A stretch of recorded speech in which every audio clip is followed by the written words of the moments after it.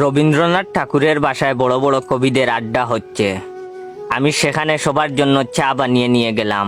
আমার বানানো চা খেয়ে প্রথমে কবিগুরু বললেন, আমারও পরাণে যাহা চায় তার কিছুই নাই, কিছুই নাহি এই চাহে গো।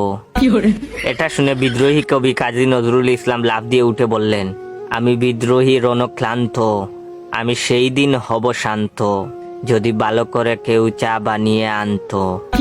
নজরুলের কথা শুনে উদাস মুখে জীবনানন্দ দাশ বললেন, আর আসিব না ফিরে রবি ঠাকুরের নীরে, গরম চায়ে মুখ দিয়ে টুট গিয়েছে পুড়ে। খানিক পরেই কবি সুকান্ত বলেছেন, কবিতা তোমাকে দিলাম বিদায়, এটা চা না যেন জলসানু চাই।